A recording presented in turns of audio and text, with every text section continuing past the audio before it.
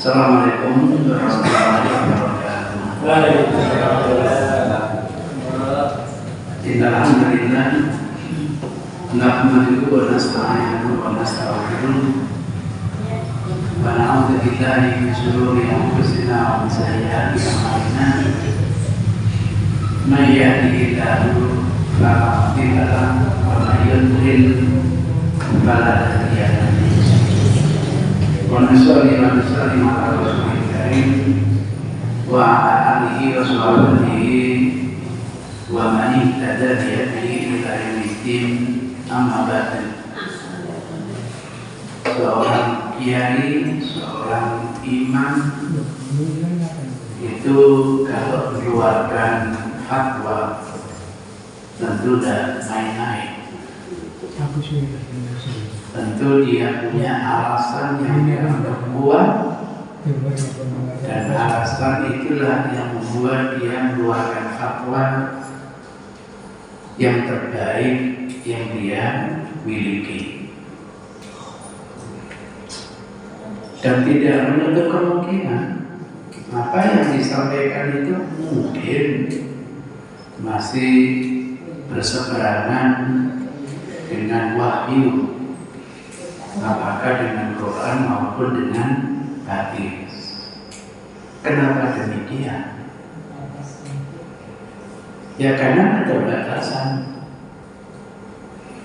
Jadi jangan dianggap yang namanya dia itu menguasai segala tuntunan Rasul. Saya ini hanya paham sebatas yang saya pahami, dan yang belum saya pahami masih lebih banyak, sehingga harus terus belajar, mengupdate ilmu, biar nanti betul-betul ilmu kita ini menjadi lebih luas. Salah satu contoh, kata-kata Abu Bakar As-Siddiq, kurang apa menjadinya beliau? Kurang apa kedekatan Abu Bakar dengan Rasulullah Sallallahu Alaihi Wasallam? Namun jangan dipahami bahwa Abu Bakar menguasai seluruh hadisnya Rasul. Tidak. Karena Abu Bakar itu manusia biasa, kadang mendampingi Rasul, kadang dia punya tugas, kadang dia harus bekerja. Maka saat tidak mendampingi Rasul, bisa saja Rasul menyampaikan sesuatu Abu Bakar belum tahu. Itu manusiawi.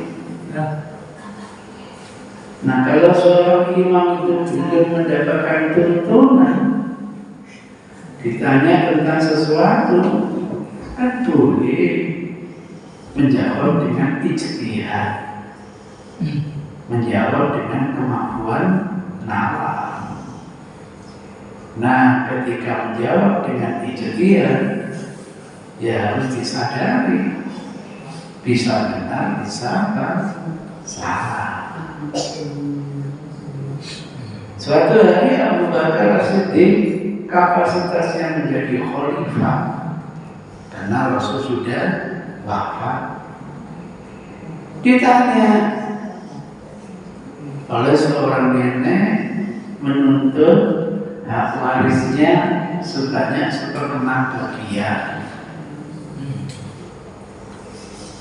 Lah Abu Bakar selama ngaji bersama Rasul merasa belum mendapatkan jawabannya. Ya wajar kalau Abu Bakar menjawab, mohon maaf Nek, inni la ajidu fi kitabillah wa la fi sunnati Rasulillah. Mohon maaf Nek, tuntutan nenek itu tidak saya temukan baik di dalam kitab Allah Al-Quran maupun dalam sunnah Rasulullah. Itu fatwa ini menganggap nenek ini tidak mempunyai hak sebab nama bahagia. Lazim nenek ini kan merasa dapat keturunan, makanya Allah bijaksananya Abu Bakar, Masya Allah. Kalau gitu, walakin as'alun nas. Saya coba tanya dulu kepada teman-teman. Dikumpulkan para sahabat. Ya maklum, kalau kita hidup zaman Abu Bakar As-Siddiq, nah kita ini masih di teritorial yang kecil sekali di Hijaz, belum sampai ke internasional, sehingga mengumpulkan sahabat itu tidak susah. Apalagi yang dikumpulkan tentu tidak semua sahabat, mereka yang yatafaqahuna fiddin. Ada kelompok yang dulu dipercayai Rasul untuk tafaqquh di dalam masalah agama. Nah, kelompok ini tidak ikut perang, kerjanya hanya mengkaji tentang apa? Keislaman. Itu petunjuk Al-Quran itu tidak seharusnya semua umat ini pergi perang. Harus ada taifah ya tafaqquhuna fiddin. Tugasnya diyundiru, untuk memberi peringatan kaumnya idza raja'u ilaihi, kalau mereka pulang dari tugas perang. Begitu. Nah, kelompok-kelompok kecil inilah yang biasa dikenal ashabus sufa, yang menghuni sufa, mondok bersama Rasulullah. Ya, walaupun saat Rasul itu ada yang mondok, tapi ada yang santri kalong. Santri kalong itu apa? Kalau malam ya pulang. Kenapa pulang? Punya keluarga.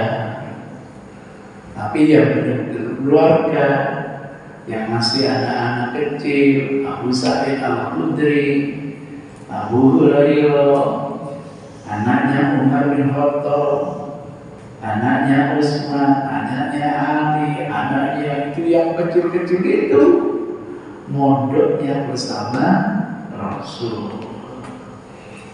Itu oleh Rasul ditempatkan.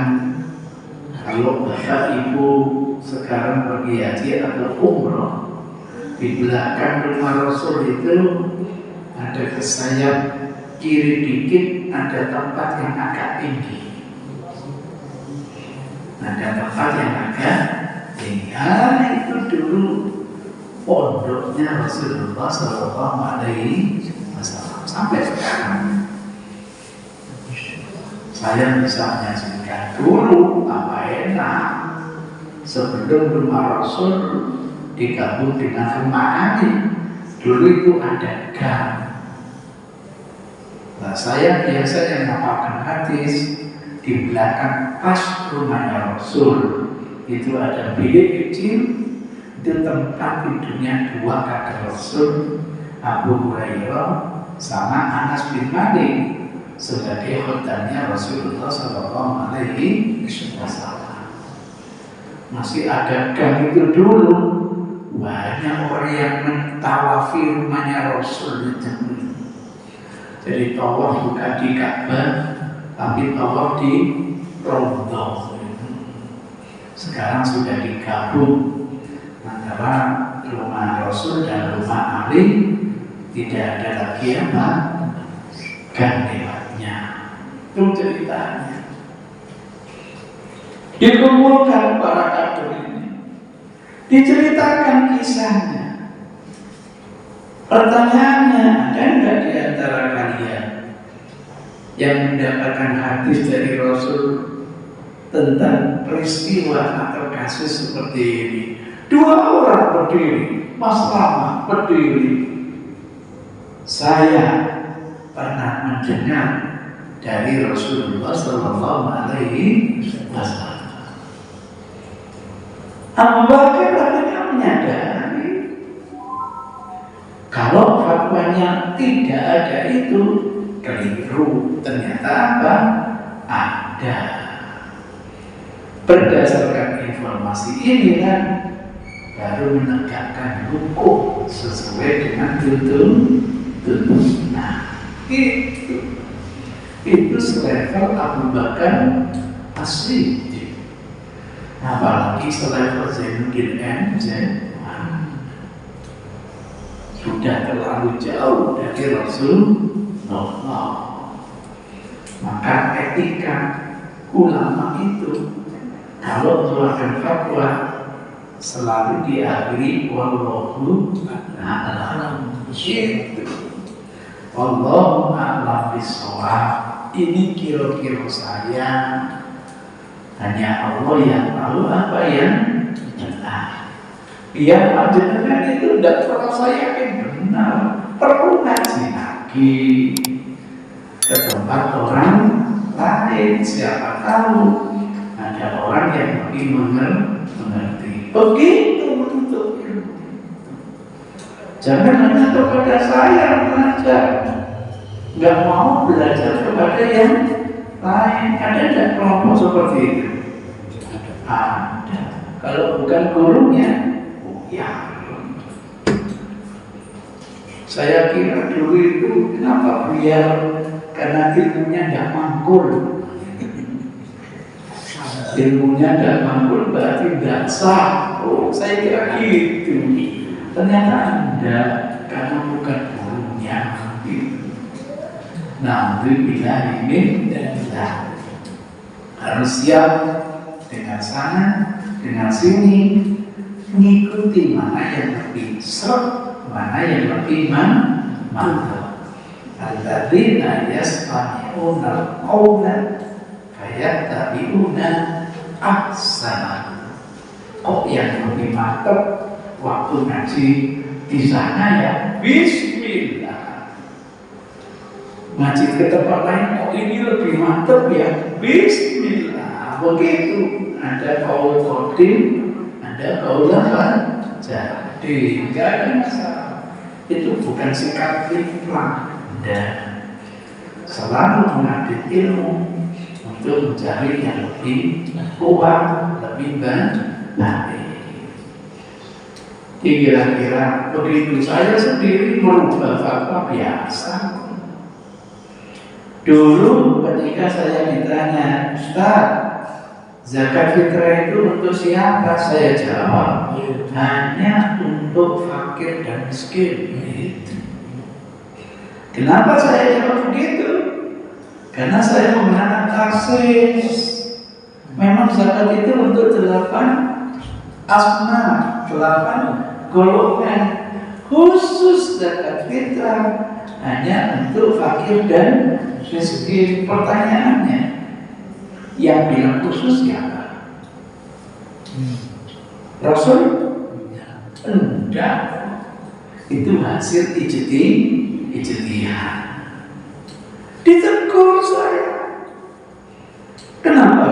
Sampai menggunakan taksis.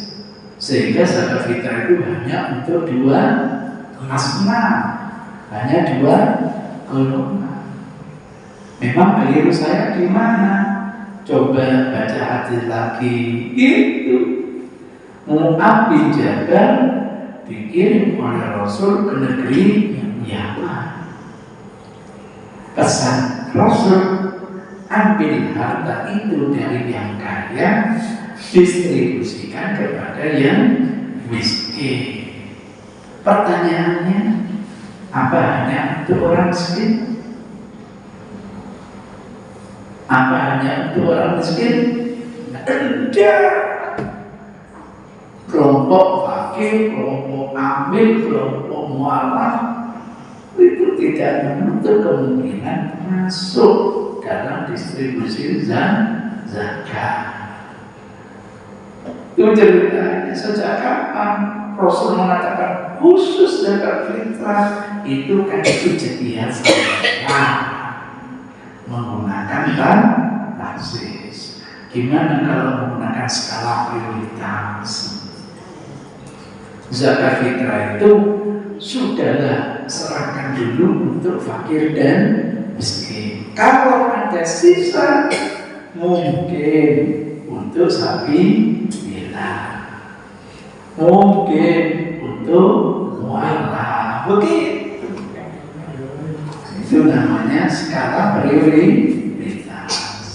Sehingga maqasid syariat sebagai santapan bagi orang yang betul-betul besok di hari raya itu sudah terpenuhi terlebih dahulu.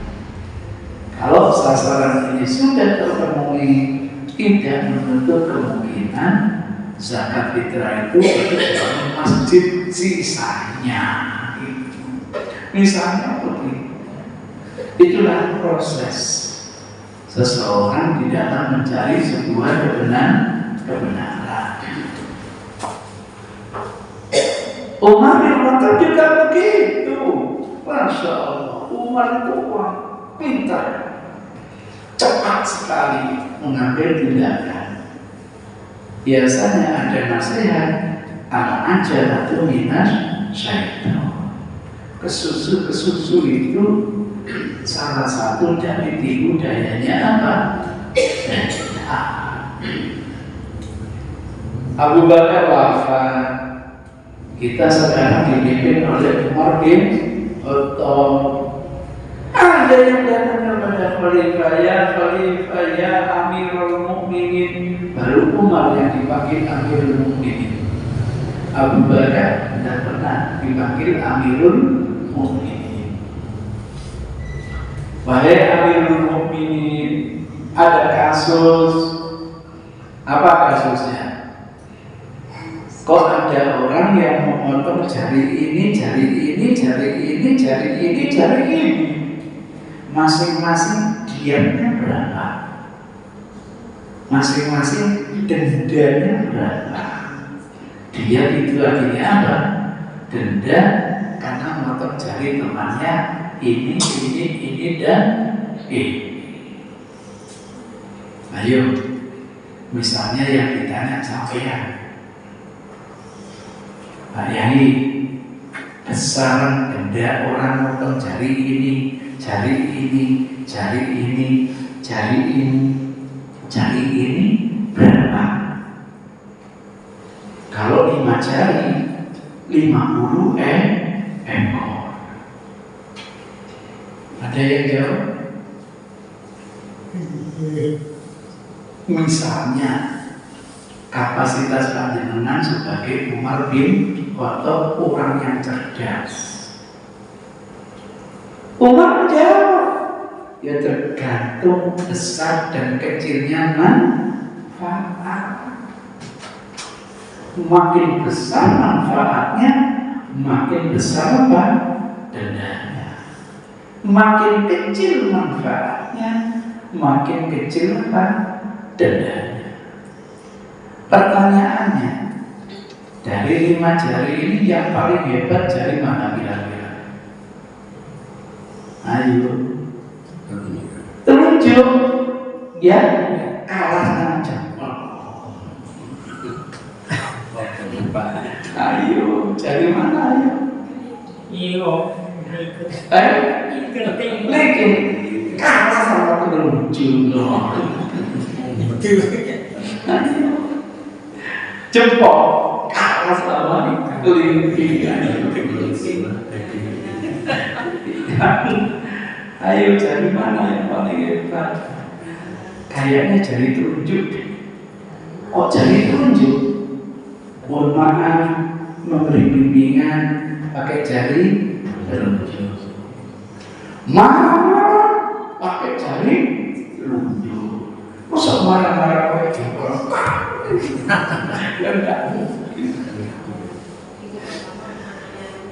Tapi kalau ingin tahu kira-kira PT itu mudah atau enggak, ini pakai itu yang sana. Bes, cari telunjuk kasih sendiri 25 dendanya, sisanya bagi-bagi. menurut kejadiannya apa? Karena merasa tidak dapat tuntunan, merasa tidak dapat tuntunan dalam Quran, tidak dapat tuntunan dalam hadis, boleh laksanakan ijtihad. Begitu diputuskan oleh Umar, waduh, instruksi, ittaqillah ya Amirul Mukminin. Maknanya apa? Ente keliru, wahai Amirul Mukminin. Salah saya gimana? Alam tasma'uni qauli Rasulillah. Apakah panjenengan belum dengar apa yang disampaikan oleh Rasul? Apa itu? Kata Rasul, dendanya wadi sama. Besaran dendanya motong ini semuanya sama. Dulu ada kasus temannya dicuruk digigit, akhirnya apa? Putus. Nah, giginya merokok nanti. Itu cerita. Begitu ditegur, maka Umar bin Khattab, Masya Allah, ya Allah, dia cabut fatwanya, diganti dengan fatwa Rasulullah. Terucap, laulahu lahakamnahu bihilafi. Kalau bukan karena teman kita yang memberitahu hadisnya Rasul, tentu aku akan memberikan keputusan yang berselisih dengan tuntunan Rasul. Masya Allah. Kapan ya kita punya karakter seperti itu? Dulu memang mohon maaf, belum tahu. Akhirnya mengeluarkan Bapak ditegur. Begitu teguran yang benar, cabut fatwanya, ganti dengan fatwa Rasulullah. Indah kalau mulai hidup seperti itu. Bagaimanapun kecintaan kita kepada Rasul harus melebihi kecintaan kita kepada seluruh umat. Jangan dipalingkan kecintaan kepada Rasul hanya fanatik kepada pendapat kiai tertentu. Nah, itu kita ingin siap kira-kira ibu? Siap. Bapak? Siap. Untuk berubah? Siap. Itu karakternya imam kita, Imam Asy-Syafi'i. Sebelum hijrah ke Mesir, banyak mengeluarkan fatwa. Begitu hijrah ke Mesir, kaget yang luar biasa. Banyak hadis baru yang dia temukan yang dulu justru belum pernah ditemukan di Hijaz. Kenapa? Pada zaman Umar, para sahabat didelegasikan ke mancanegara. Berapa ribu sahabat yang dikirim ke Mesir di bawah pimpinan Uqbah bin Amir Al-Jilani yang nanti menjadi gubernur di Mesir. Berapa banyak sahabat yang dikirim ke negeri Syam di bawah pimpinan Ali bin Abi Thalib. Maka Ali lebih dikenal di sana daripada di Hijaz. Ketika beliau menjadi khalifah, ibu kota dipindah dari Jakarta ke kemana? Jadi apa tidak kira-kira? Itu cerita. Berapa ribu sahabat dikirim ke negeri Yaman di bawah pimpinan Abu Musa Al-Asy'ari. Berapa ribu sahabat yang dikirim ke negeri Cina di bawah pimpinan Sa'ad bin Abi Waqqas.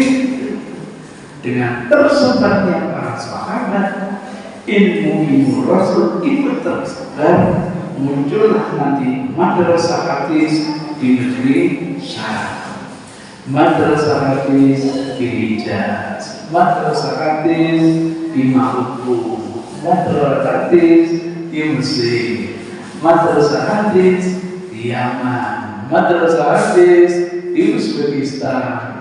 Maka nanti generasi kira-kira yang terima keenam mengadakan hikmah, mengadakan tur untuk menghimpun sunnah Rasulullah Sallallahu Alaihi Wasallam.